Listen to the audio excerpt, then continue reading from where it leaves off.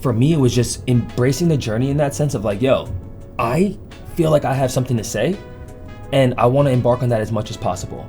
And having levels of freedom, especially in the day we live in now, it's one of the most beautiful things because that's really what I want. It's not a monetary thing. It's not dope clothes. It's not a car. It's like, I just want the ability to do dope shit. Hey guys, welcome to another episode of Bold Entrepreneurs, where we talk to CEOs, founders, and creatives all over a bowl of cereal. I am your host, Mike Press, and I'm super excited about today's guest because his positivity is through the roof. He is a former D1 wide receiver. He is one of the top running influencers on IG, TikTok, wherever it is that you can find him. He is one of the dopest guys that I've met over the past few days, and without further ado, it is Matt Choi. Make some noise! Let's go! For him. I felt that, dog. I appreciate you having me, man. Of course, man. I'm super pumped to be here. I figured if I could get you here, it would just to have cereal. That's it. Yo, I came to New York City from Austin, Texas for this bowl of Cinnamon Toast Crunch. That's all I needed you to do. That's it, man. I'm That's here. it. Let's go. I'm pumped. Let's crack it open. All right, let's do it. Here we go. Damn. I haven't had this in a little while. Stop. Why does everybody smell the cereal? Yo, it's just, it brings me back some nostalgia. I can't tell you the last time I had cereal. Who's smelling cereal as a kid? I don't know. I used to smell shoes when I got a new pair of shoes. That's different. Okay, fair. That's like you gotta make sure it's fresh. That's like new car smell. You can't never get enough of that. All right, let me get some milk in here. Oh, this is gonna be great. All right, you're not bad with that one.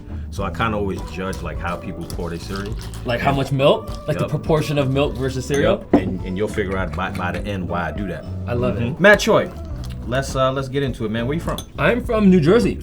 Really? Born in Bergen County. But I moved around as a kid a lot. So now I live in Austin, Texas. That's where I call home.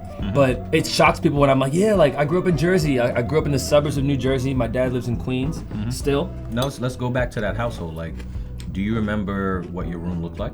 My older brother, me and him had to share rooms a lot. So my mom would get like a 2-bedroom apartment or 2-bedroom this. So like me and him would always share rooms. But through a lot of our moves, at some point when I lived in Vegas for like probably the ages of like 9 through 12, we had like a single family home that was connected. So it was like a ranch? Not a ranch, actually it wasn't a single family. It's kind of like a townhouse. Do you remember like having like posters, like, and if you did, what were they? Yu-Gi-Oh, Dragon Ball Z. Ooh, go. And I wasn't really big into anime after that, but like those two really like drawed me in. Yeah. I liked cars a lot. I had a Porsche 911 Carrera on the wall. Then it started getting into more athletes. Okay. I was a big Michael Vick fan as a kid. Falcon fan, so like it just started like my wall started to change as I grew. So you moved around a lot as a kid. Do you think that has anything to do with you running and traveling to different places to run? Not in that lens, but I think what it did teach me was to be adaptable and to like be open-minded to making new friends. Like, dude, when you're the new kid on the block every year or every 6 months, like you're kind of like forced to like talk to the neighbor or talk to like who sits next to you in class. But what was the reason that you moved around so much? So I grew up with a single mom. Okay. My parents split when I was super young. I was 3 years old. So I never really had my dad in my life. After the 08 crash, I was living in Jersey, but my mom got laid off. She was working with HP Hewlett Packard. Okay. And my aunt was living in Vegas at the time. And at the time, Vegas was kind of like on the rise. Like, you know, like gambling had obviously gotten more popular. People went to Sin City because they wanted a vacation. Yeah. But my aunt had told my mom, like, there's a lot of job opportunities. And as we lived in Vegas, like, you know, we crashed at my aunt's house for the first couple months, and then that didn't work out. And then we had to find an apartment. Yeah. And we would just be changing school districts based on where my mom could afford rent, afford a place to stay. And even prior to that in Jersey, I had moved like maybe to 2 different schools. And a lot of it was a family circumstance of like my mom trying to figure out like what her career was gonna be, where that aligned up with us, where we're gonna be living. Yeah. So then it just kind of, it became something me and my brother had to like really adjust to, of like, low key, don't get too comfortable where you at, cause shit, you might not see these people ever again. How did that all play into you getting into the love of football? My mom was dating this guy from Maryland at the time.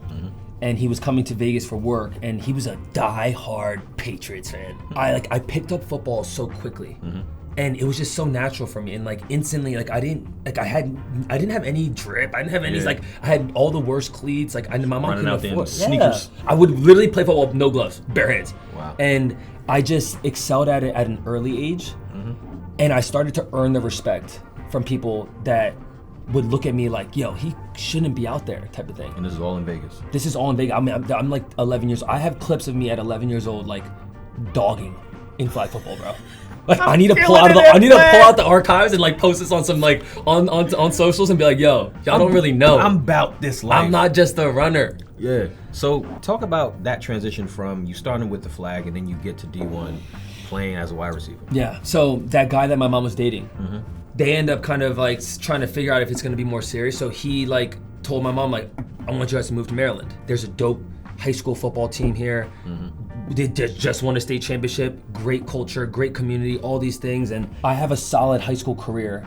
I end up earning a scholarship to go play at Monmouth. And my high school, like we were solid. Like we went to 2 back-to-back state championships. Unfortunately, lost both games.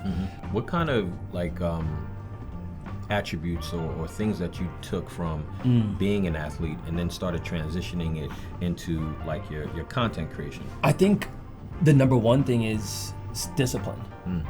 And I always say this because like it's easy to be disciplined when you're part of a team, when people are relying on you, your coach is relying on you, teammates. But to be self-disciplined when no one's really asking you to do it is the hardest thing. And I think it's what most people crave. They want freedom because it comes from a level of discipline. So that is probably the biggest thing that I was able to take away from sports of like, yo, for such a long time I was like disciplined for myself, but also for my teammates because there's people relying on me to do my job. But then taking that in entrepreneurship and content creation in athletics, like it then was like, all right, well, no one's asking me to do it. Can I still do it? Can I still show up when no one's asking me to do it, when no one's relying on me? That was probably the biggest thing. And then there's like the level of like patience. Like I wanted to go earn a college scholarship when I first started playing football. But you don't earn a college scholarship just because you have a good year in flag. You need to put in hours, discipline, dedication, and like that unraveling of that scholarship. And sometimes it happens after a dope game that you have, or you go to a combine and you perform. But for me, I wasn't highly recruited. So when the coach offered me my first scholarship, I was like, it was like a dream come true on some real shit. Because like even my mom didn't think it would happen. Like I had this internal belief, and my head coach had like planted this seed my freshman year of like, Matt, you actually like commit yourself to this, like you actually dedicate your time and like you perform on the field and in the classroom, like you'll get a shot. And all I needed was that little like ounce of someone believing in me and thinking that there was like a bigger opportunity for me than I thought for myself, because I didn't have it in the household. Like my brother didn't end up earning a scholarship, and my mom didn't think that that was an avenue for me, just because how many Asians play? Not many. So for her it was always do better in school to then cover your ass. And I was like, that's fair. You start doing these videos during the pandemic, like was it because you were bored? Was it because you were like, yo, let me go out and run and, you know, show people that I'm outside running? Like, what was the reason for you to even start this, and it has turned into what it is today? Yeah, at the time I was living in Baltimore, and my lease was coming up, and I was like, you know what? I was consuming a lot of self-development books. Entrepreneurs, people like Gary, people like Jesse Itzler, people like Tom Bilyeu, a lot of these like entrepreneurs that were in the space. Tom Bilyeu's a dope one. Great one, right? And a lot of it was like, yo, figure out like what you're actually passionate about. What would you want to do if money didn't matter? For me, the first thing I thought of was football, was training, was fitness, because I kept up with my fitness at this time, but putting myself out there was scary. The judgment, like I didn't feel comfortable in my own skin. I didn't like what I looked like in the camera. I didn't like how my voice sounded. All those insecurities that most people have when they first start making content. I remember that 3.5 years ago. When I got into COVID, I had started building my personal training brand. And that's when I was already making videos. Then I got a personal training certification. And then I started like getting more into the space of being a trainer and being knowledgeable in the kinesiology space and all that stuff. Got a job at Orange Theory. Was just like, all right, I need to make the, shout out to the Orange Room. Orange Theory, dog. Shout out to the Orange Room. And a lot of that was I wanted to be I didn't want my time to be stuck at Equinox or Lifetime. So there was 2 opportunities, Equinox or Orange Theory, and I'm like, yo, I could just teach classes or I have to be there all day. So I wanted that opportunity to just be a contractor. And I was still building my personal brand. Maybe at 1,500 followers, 2,000 followers, like no one was really watching my shit. I got laid off as a trainer because of COVID in March 19th. I remember getting the email, all gyms in Maryland are shut down. And I'm just like, oh shit, now what? And at the time, I was so, like I had maybe 2,000 followers on Instagram, 2,500, something like that. And the first thing I led into was like, go into content.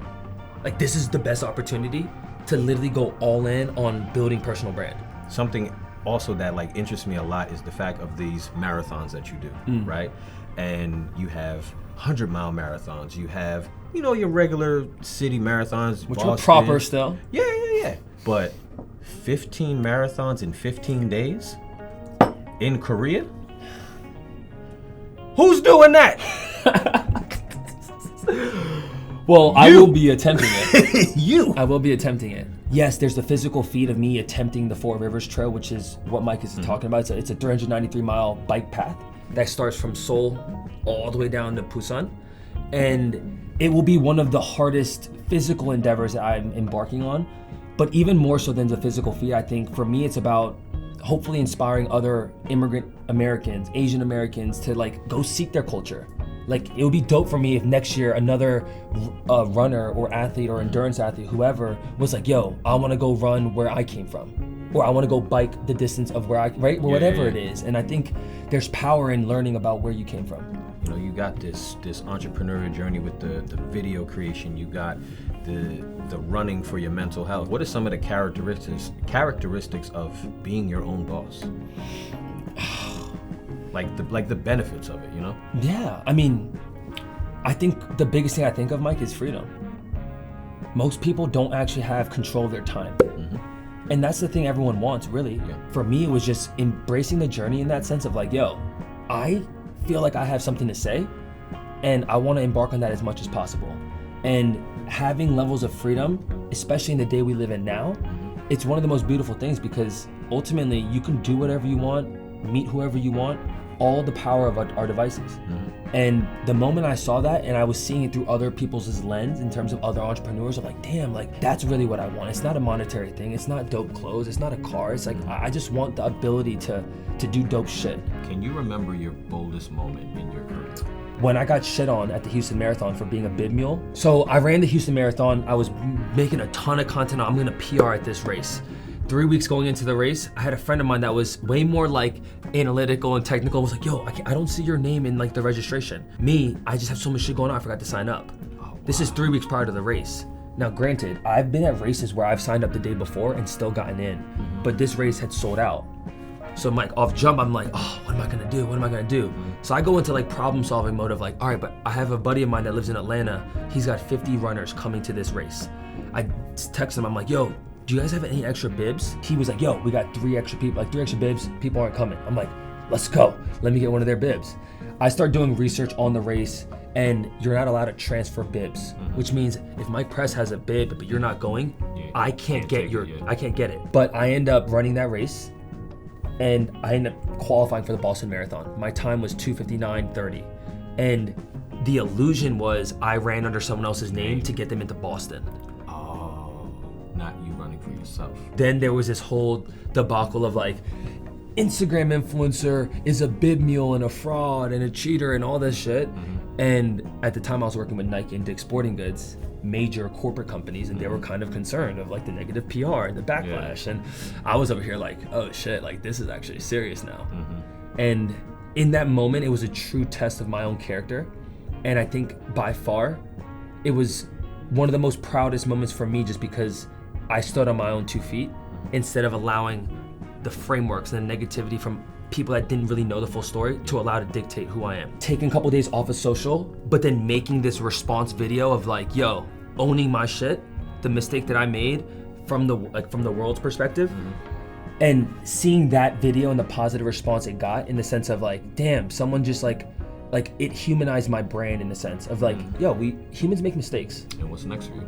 In the current state, next week I'll be helping a friend run Leadville 100, which is a race that I want to complete next year. One of the hardest 100-mile races, but I'm going to be doing it from a lens of support as a pacer, part of his crew. So it's not really my race, but I'm going to help him get to the finish line. And it also helps you practice. 100%. Got it. But bigger picture, Mike, I think the career trip is something that's my target for 2023, is to complete that mission. And I'm pumped to see where we can go from there. And when is that going to be? I'm looking at November 1st through the 15th.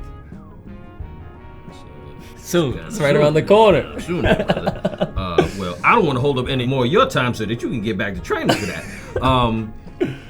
At the end, we always like to do one thing. Love it. You got to drink everything in this bowl. On your bowl or my bowl? No, your bowl. Oh, You're not shit. taking my bowl. All right, fair. Yeah. I have a lot to consume here. Yeah. So is it just the milk or is it all of it? Just the milk. You gotta do all of it. Hey, the All right. Pagans would do it. Are we just getting into it? I mean, You don't got much left. because I know how this works. You know.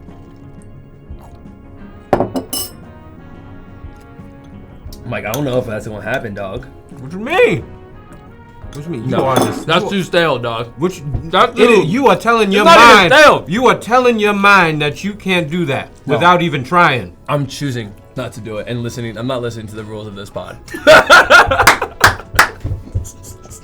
But the milk was sugary as hell. Matt, I appreciate you, man. Yeah, I appreciate having me. It was super fun. Thank you so much. Guys, that is Bold Entrepreneurs, Matt Choi. Be on the lookout for him racing 15 marathons in 15 days in Korea, November 1st through the 15th. And I'll check you when I see you.